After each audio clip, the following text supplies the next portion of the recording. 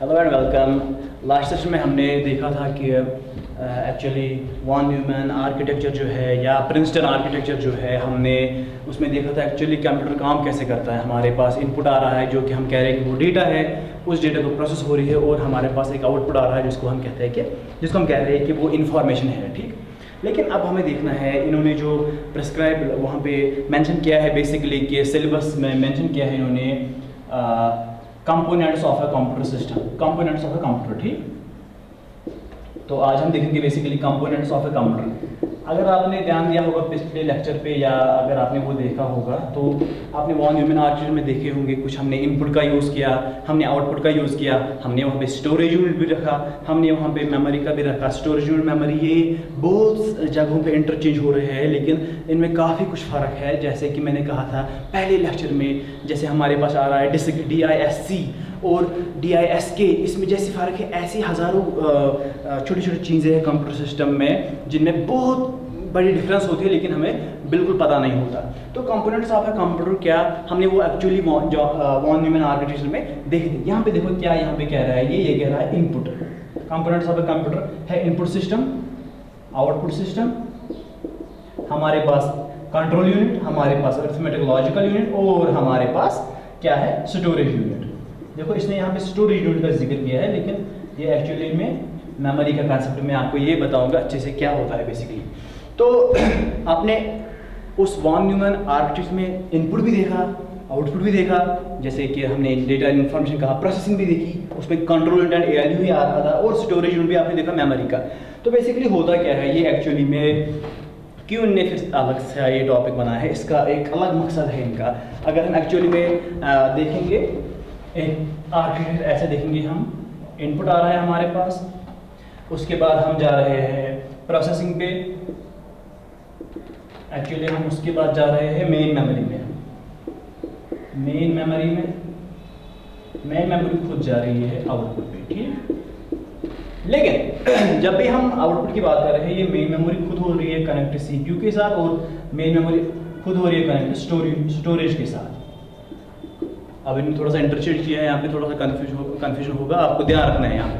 तो इनपुट तो है हमारा, मानो आप इनपुट, हमारे पास बहुत सारे इनपुट डिवाइस है, जैसे कि हमारे पास इनपुट डिवाइस है कीबोर्ड, ये सबको पता ही है। हमारे पास इनपुट डिवाइस है माउस, ये कंप्यूटर सिस्टम की बात हो रही है। हमारे पास इनपुट है टच, जो आप टच कर रहे हो किसको, जो आप टच दे रहे हो अपने मोबाइल पे, वो भी एक इनपुट जा रहा है।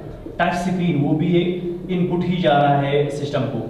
ऐसे ही माइक्रोफोन, आप बात कर रहे हो फोन पे, वो एक इनपुट जा रहा है। तो बहुत सारे हमारे पास इनपुट डिवाइस है। स्कैनर एक इनपुट डिवाइस है, ऐसे बहुत हज़ारों इनपुट डिवाइस है हमारे पास, लेकिन हमें ये इनपुट एंड आउटपुट डिवाइस अलग से देखने हैं। यहाँ पे हम कीबोर्ड के टाइप्स को डिफाइन नहीं करेंगे। आपने खाली देखा होगा कीबोर्ड, एक टाइप का कीबोर्ड देखो आपने, इसमें कितने कीज़ है, फंक्शन कीज़ ये आ रहे हैं, स्पेशल कीज़ ये आ रहे हैं, न्यूमेरिकल कीज़ वो आ रहे हैं, लेकिन कुछ और ही मसला है। कीबोर्ड के भी बहुत सारे टाइप्स है, माउस के खुद बहुत सारे टाइप्स है, माइक्रोफोन के टाइप्स है, स्कैनर के बहुत सारे टाइप्स है, जो कि हमने आगे देखने हैं। तो इन्हें क्यों बनाए फिर ये कंपोनेंट्स ऑफ ए कंप्यूटर, इनका एक मकसद था जो मैं आगे बताऊंगा आपको। तो पहले तो इन्होंने इनपुट कहा, ठीक, इनपुट के बाद इनपुट क्या दे रहे हो आप, इनपुट दे रहे हो आप कोई कमांड जो कि इंस्ट्रक्शन है। उस इंस्ट्रक्शन को पहले सेव रहना होता है किसमें, उस इंस्ट्रक्शन को पहले सेव रहना होता है मेन मेमोरी में। ये क्यों रहना होता है मैं बाद में बताऊंगा। और मेन मेमोरी मैंने आपको पिछले वाले लेक्चर में भी कहा था कि मेन मेमोरी जो हमारी है वो रैम है, जो कि वॉन न्यूमैन आर्किटेक्चर मैंने कहा था। और स्टोरेज वगैरह जो है वो हार्ड डिस्क है, रिप्लेस कर सकते हो आप इनको, इंटरचेंज कर सकते हो। अब hard disk and storage unit को रिप्लेस कर सकते हो, लेकिन रैम और स्टोरेज यूनिट को आप इंटरचेंज नहीं कर सकते हो वहाँ पर, वो एक हिसाब से गलत होगा, क्योंकि ये स्टोरेज यूनिट और मेमोरी और स्टोरेज में काफ़ी फर्क है। देखेंगे आगे क्या फर्क है। तो इनपुट आ रहा है हमारे पास, वो रैम में जा रहा है। वो इनपुट क्या है बेसिकली, वो इंस्ट्रक्शंस है कंप्यूटर के लिए, वो इंस्ट्रक्शंस रैम में स्टोर हो रही है, रैम से वो जाके CPU में आ रही है। तो CPU में हमें लगा है ALU या कंट्रोल यूनिट। ALU या तो वहाँ पे ALU है, अरिथमेटिक लॉजिकल यूनिट, या कंट्रोल यूनिट है। कंट्रोल यूनिट के साथ सबको कंट्रोल करता है।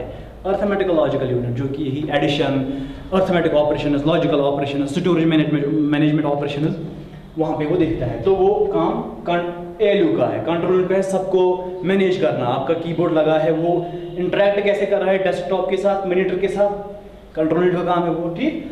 तो सब कुछ आपने इनपुट दिया, रैम में रहा वो सब कुछ, मैं बताऊंगा ये रैम में क्यों रहता है सब कुछ, ठीक। इसके बाद हमें ये आराम से देखना है मेमोरी हायरार्की में। फिर वो इंस्ट्रक्शंस आ रहे हैं सीपीयू के लिए। सीपीयू से क्या होता है बेसिकली, सीपीयू से कुछ प्रोसेसिंग होती है, हमारे पास आउटपुट आ जाता है। जैसे मैंने 2+3 दिखाया, वो 5 आ रहा है बन के, ठीक। तो हमने क्या देखा, इनपुट वाइज इनपुट सिस्टम में हमारा ये सब कुछ आ रहा है, ठीक। सीपीयू कंट्रोल यूनिट सारा मेजर कर रहा है, ठीक। अर्थमेटिक लॉजिक कुछ ऑपरेशन कर रहा है। आउटपुट डिवाइस में हमारे बहुत सारे चीज़ आएंगे।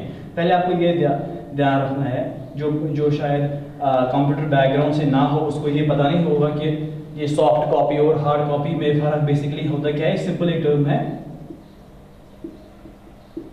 Soft copy. हाँ, जो भी आप डेस्कटॉप पे चीज़ देख रहे हो, आप लिख रहे हो कुछ डेस्कटॉप पे, आप लिख रहे हो कुछ कीबोर्ड से, वो सामने आ रहा है आपके डेस्कटॉप पे, तो उसको हम कहते हैं एक्चुअली में वो हमारी सॉफ्ट कॉपी है, ठीक। लेकिन अब उसी चीज़ को आप मतलब वर्ड फाइल को आपने प्रिंट किया, आपके शीट्स पे आ रहा है वो सारा डेटा, वो हमारी हार्ड कॉपी बन जाती है, ठीक। तो वो आउटपुट डिवाइस में अब हमारे पास आ रहे हैं मॉनिटर, प्रिंटर,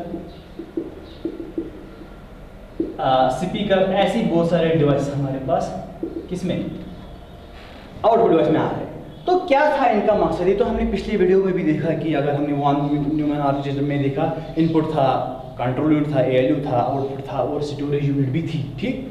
तो क्या फ़ायदा आया ये कंपोनेंट्स कहने से, कंपोनेंट्स कहने से ये फ़ायदा आया, ये क्या है भाई, जो कंपोनेंट्स होते हैं ये कंप्यूटर सिस्टम को आपके कंप्यूटर सिस्टम को बनाते हैं। आपका इनपुट वहाँ पे होना चाहिए, आपका आउटपुट होना चाहिए, आपका कंट्रोल यूनिट होना चाहिए, अर्थमेटिक लॉजिकल यूनिट होना चाहिए और आपका स्टोरेज यूनिट होना चाहिए। अगर आप एक भी कंपोनेंट को आप इसमें से बाहर निकाले तो आपका कंप्यूटर सिस्टम जो है वो ठीक से काम नहीं करेगा। मानो आपने इनपुट को बाहर निकाला, फ़ोन में आपने इनपुट को बाहर निकाला, इनपुट वहाँ पे था टच, अब आप टच ही नहीं दे पा रहे हो कंप्यूटर सिस्टम को या मोबाइल सिस्टम को, वहाँ पे आपका काम जो है वो अधूरा रह जाएगा, आप उसके साथ काम ही नहीं कर सकते जबकि आपका टच ही नहीं जा रहा। तो टच आपने निकाला, आपने एक कंपोनेंट निकाला, आपका सारा सिस्टम बैठ गया, एक कंपोनेंट निकालने से सारा सिस्टम ही बैठ गया। इसके बाद क्या, आउटपुट में से देखो, आउटपुट आपका आता है डिस्प्ले, आपके फ़ोन का डिस्प्ले या हमारे कंप्यूटर का मॉनिटर, वो बाहर निकालो या स्पीकर बाहर निकालो, आपका काम अधूरा रह जाएगा, ठीक। तो आप इनमें से एक कंपोनेंट को भी बाहर निकालो तो आपका काम नहीं हो जाएगा। आप अभी कह रहे हो कि हम स्टोरेज यूनिट को बाहर निकालेंगे, चलो वहाँ पे स्टोरेज यूनिट को आपने बाहर निकाला, अब जो वो इंस्ट्रक्शंस थी जो कि रैम में रह रही थी, आपने रैम को ही बाहर निकाला, आपने मेन मेमोरी को ही बाहर निकाला, तो अब आपका काम वहाँ पे होगा ही नहीं, वो अधूरा वो काम रह जाएगा। इसलिए मतलब आपको ये ध्यान में रखना है, components of the computer system जो है, एक लेमैन को भी पता होगा, इनपुट है, आउटपुट है, करंट सीपीयू है, स्टोरेज यूनिट है। लेकिन मसला क्या हुआ, मसला ये है कि भाई मसला ये है कि आपको देखना, अगर आपने एक कंपोनेंट भी बाहर निकाला आपका कंप्यूटर सिस्टम नहीं चलेगा। तो ये हमने देखा components of the computer system. लेकिन अब हमें देखना है एक्चुअली में जो कंप्यूटर हमें दिखा रहा था वॉन न्यूमैन आर्किटेक्चर में, ये या यहाँ पे भी हमने देखा इनपुट जा रहा है, वो आ रहा है मेन मेमोरी में, ठीक। बार बार मैं ये चीज़ बना रहा हूँ क्योंकि ये बार बार हमें यूज़ हो रही है, मेन मेमोरी, और मेन मेमोरी से हमारा आ रहा है आउटपुट, ठीक। इनपुट जा रहा है जो कि डेटा है आपका, वो मेन मेमोरी में जा रहा है, वहाँ पे कुछ प्रोसेसिंग होती है, वो प्रोसेसिंग मेन मेमोरी नहीं करती, वो प्रोसेसिंग सीपीयू करता है और आपके पास आउटपुट आ जाता है और उस मेन मेमोरी के साथ कनेक्ट होती है हमारा स्टोरेज यूनिट। स्टोरेज यूनिट यहाँ पे कहेंगे एक, जो कि एक बड़ा सा आपके पास अवेलेबल है, बड़ी सी हार्ड डिस्क, उसको हम स्टोरेज यूनिट कहेंगे। मेन मेमोरी छोटी होती है, जैसे कि आपकी रैम, जैसे कि आपकी रोम, ये मेन मेमोरी हमें अच्छे से पढ़ना है हायरार्की। लेकिन यहाँ पे आप समझो, मैंने आपको पहले कहा कि भाई मेन मेमोरी हम लेते हैं रैम, ठीक, और जो है स्टोरेज यूनिट ले रहे हैं हम हार्ड डिस्क, HDD, सिंपल में लिखा जाता है एब्रिविएटेड फॉर्म में HDD, हार्ड डिस्क या हार्ड ड्राइव। तो इनपुट जो है आपका, मानो वो इंस्ट्रक्शन है, ठीक, वो इंस्ट्रक्शन जा रही है रैम में, वो रैम में ही स्टोर होती है, ठीक, इसलिए हम इसको मेन मेमोरी कहते हैं।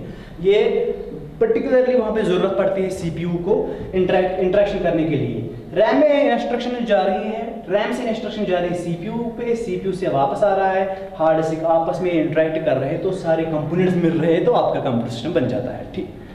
अब मैं कह रहा हूँ भाई ये रैम होता क्या है, आप जा रहे हो लैपटॉप खरीदने या जा रहे हो आप फ़ोन खरीदने, आप पहले सबसे पहले आप उसे कहते हो भाई कॉन्फ़िगरेशन क्या है, भाई क्या कॉन्फ़िगरेशन, हम कहते हैं कॉन्फ़िगरेशन क्या है, इसकी रैम क्या है। वो कह रहा है भाई इसकी रैम जो है वो या तो 2 GB है, या तो 4 GB है, या तो 8 GB है, या तो 16 GB है, ठीक ऐसा कुछ कहता है वो। आपने देखा ये कुछ पावर जैसा हो रहा है, 2 4 8 16 32 64 128 256 से क्या पावर क्या होता है हमें ये असल में जब हम एक सेशन में हम उठाएंगे कि आर्किटेक्चर क्या है, कंप्यूटर सिस्टम का आर्किटेक्चर क्या है, हम देखेंगे असली डिजिटल इलेक्ट्रॉनिक्स, वहाँ पे हम देखेंगे ये 2 4 8 6 2 के बाद 3 GB क्यों नहीं आ रहा, 4 के बाद 5 GB क्यों नहीं आ रहा, क्योंकि हाँ बेसिकली जो है कंप्यूटर सिस्टम ऐसे स्टोर कैसे करते हैं, पावर्स में स्टोर करता है, 2 पावर्स में स्टोर करता है, ये ऐसे स्टोर नहीं करेगा। 3 GB आपने कभी नहीं देखी होगी रैम,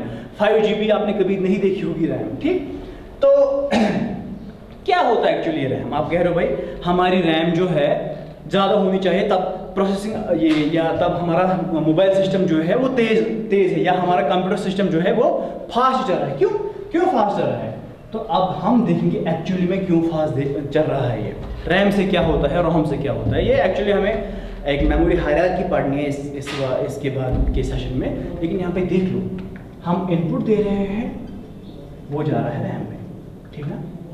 मैं कह रहा हूँ आपको कोई भी एप्लीकेशन आपको चलानी हो, कुछ भी काम करना हो, CPU तब तक आपका काम नहीं करेगा जब तक वो एप्लीकेशन आपके रैम में ना हो। मानो आपको फ़ोन में या डेस्कटॉप पे या लैपटॉप पे या टैब पे आपको चलाना है व्हाट्सएप, आपको चलाना है गूगल क्रोम, आपको चलाना है MX प्लेयर, आपको चलाना है MP3 प्लेयर, कोई भी एप्लीकेशन आपको चलानी है। मैं कह रहा हूं एक कंप्यूटर टर्मिनोलॉजी में उन सब का रैम में होना जरूरी है, क्योंकि CPU खाली इंटरेक्ट करता है रैम के साथ, ठीक। अभी ये मान लो आप, तो मानो आपको व्हाट्सएप चलाना है, उस व्हाट्सएप को रैम में आना जरूरी होगा, ठीक। आपको MX प्लेयर चलाना है, उस MX प्लेयर को रैम में होना जरूरी है। आपको MP3 प्लेयर चलाना है, उस MP3 प्लेयर को रैम में होना जरूरी है। तभी जाके सिस्टम इंटरेक्ट, तभी जाके CPU इनके साथ इंटरेक्ट कर सकता है। अब जितनी आपकी बड़ी रैम हो, 2 GB 4 GB 8 GB 16 GB 32 GB, जितनी भी आपकी बड़ी रैम हो, आपका स्पेस वहाँ पे फ्री हो जाएगा, आपकी बहुत सारी एप्लीकेशन वहाँ पे रन हो जाएंगी, बहुत कुछ डेटा वहाँ पे, बहुत कुछ मेमोरी वहाँ पे बच रही है आपकी, तो आपका जो प्रोसेसिंग स्पीड बढ़ रही है। क्या CPU को कोई दिक्कत नहीं आ रही है भाई मेमोरी मैनेजमेंट में कुछ मसला है क्या, ये रैम फुल हो गई है यहाँ पे, अब और एक कोई एप्लीकेशन आ रही है मुझे, वो कहाँ पे रखूँ मैं। यहाँ पे मानो व्हाट्सएप है, यहाँ पे MX प्लेयर है, ये रैम का कॉन्सेप्ट है। मैं अभी ये लेमैन लैंग्वेज में बोल रहा हूँ, आगे हम देखेंगे। यहाँ पे व्हाट्सएप है, MX प्लेयर है, आपका MP3 प्लेयर चल रहा है, और आपने पीछे से कोई स्काइप या कोई भी एप्लीकेशन सॉफ्टवेयर मानो MS ऑफिस के साथ आप काम कर रहे हो, ठीक है। आपने ये चीज़ें रखी है रैम में, मानो कैसे रखी है आपने रैम में, आपने व्हाट्सएप उस पर ये खोल के रखा, मिनिमाइज करके रखा, गूगल क्रोम को खोल के रखा, मिनिमाइज करके रखा, MP3 प्लेयर को खोल के रखा, मिनिमाइज करके रखा, ये पीछे से काम कर रहे हैं कुछ, और आप अभी ऑफिस के साथ काम कर रहे हो, लेकिन ये सब कुछ भी रैम में ही है। अब आप चाह रहे हो और एक एप्लीकेशन को रन करने के लिए, और एक एप्लीकेशन आप चाह रहे हो आप स्काइप, मुझे स्काइप यूज़ करना है। अब यहाँ पे कंप्यूटर को मसला हो रहा है कि भाई रैम तो फुल हो रही है, अब क्या होगा। तो इसलिए वहाँ पे फिर उसको कुछ कॉन्सेप्ट्स का, कुछ स्ट्रेटजी की ज़रूरत पड़ती है, तभी जाके इसको ये बाहर निकालनी पड़ती है, कुछ एप्लीकेशन वगैरह, फिर से वो जो नई एप्लीकेशन उसको अंदर लाना पड़ता है, तब जाके प्रोसेसिंग लेवल जो है वो कम हो जाती है, उसकी स्पीड कम हो जाती है। तभी आप ढूंढ रहे हो भाई हमें रैम बड़ी चाहिए, हमें रैम बड़ी चाहिए, हम 2 GB नहीं 4 GB का फ़ोन प्रेफर करते हैं, 4 GB का नहीं 8 GB का फ़ोन प्रेफर करते हैं, ठीक। ये सब क्यों होता है एक्चुअली में, मानो ये सब डिपेंड होता है क्योंकि CPU जो है वो इंटरेक्ट करता है रैम के साथ। अगर CPU आपका हार्ड ड्राइव के साथ इंटरेक्ट करता तब तो आपको आपकी रैम का कोई ज़रूरत नहीं था वहाँ पे। क्या हार्ड डिस्क तो आपकी 1 TB तक चली जाती है, 2 TB तक चली जाती है, फिर तो आप जितने एप्लीकेशन चाहो एट अ टाइम रन कर सकते थे, मगर ऐसा मसला है नहीं। क्यों नहीं है वो हमें आगे जाके इस सेशन में देखना है। अब मैं क्या कह रहा हूँ यहाँ पे सबसे बड़ा कंसेप्ट, अब मैं क्या कह रहा हूँ, आपका देखो हमारी रैम है, आपने इसमें 1 2 3 4 कुछ एप्लीकेशन खोल के रखी है, और यहाँ पे MX प्लेयर की एप्लीकेशन चल रही है, ठीक। आपकी रैम जो है मानो 2 GB की है, लेकिन आप मूवी चला रहे हो, उस पर MX प्लेयर पे मूवी चल रही है 4 GB की। आप यहाँ पे सुनो, आपकी रैम खाली 2 GB की है। मैंने कहा हर किसी एप्लीकेशन को जो भी रन होना है, चाहे मूवी हो चाहे MP3 प्लेयर हो, कुछ भी हो, उसको पहले रैम में आना है, ज़रूरी आना है, ठीक। अब आपकी मूवी है 4 GB, मूवी आपकी है 4 GB, लेकिन आपका जो टोटल रैम है वो 2 ही GB है। अब ये कैसे पॉसिबल है? अब ये 4 GB के चीज़ को उठा के 2 GB में रखा, ये तो फिट नहीं ना होगा वहाँ पे। अब ये कौन सी स्ट्रैटेजी चला रहा है, और इस पर बहुत सारे क्वेश्चंस वहाँ पे पूछे जाते हैं, और इंशाल्लाह हम अगले सेशन में देखेंगे। हमारा अगला सेशन बिल्कुल मेमोरी मैनेजमेंट के कॉन्सेप्ट्स पे ही होगा।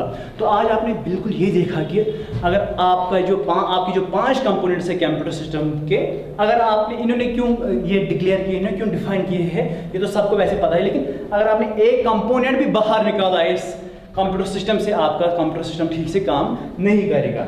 तो ठीक, हमें अभी देखना है मेमोरी हायरार्की में ये मेमोरी होती क्या है एक्चुअली में, ठीक। इसमें से बहुत सारे क्वेश्चंस पूछे जाते हैं। आप जब मैं इसके बाद इंशाल्लाह पहले इसके बाद हम एक क्वेश्चन आंसर सेशन देखेंगे, वहाँ पे मैं देखूंगा कि रेपिटेटिव पिछले 4 साल से कौन से रेपिटेटिव क्वेश्चन पूछा जा रहा है, वहाँ पे कौन से क्वेश्चन पोज कर रहे हैं, वो कौन से टॉपिक उसको वो ज़्यादा टारगेट कर रहे हैं, उसमें से हम बनाएंगे अच्छा सा एक हम मॉड्यूल बनाएंगे किस किस टॉपिक को हमें कवर करना है। आपको हमारा ये वीडियो पसंद आया तो लाइक कीजिए, शेयर कीजिए, चैनल को सब्सक्राइब कीजिए और बेल आइकन को दबाना ना भूलिए।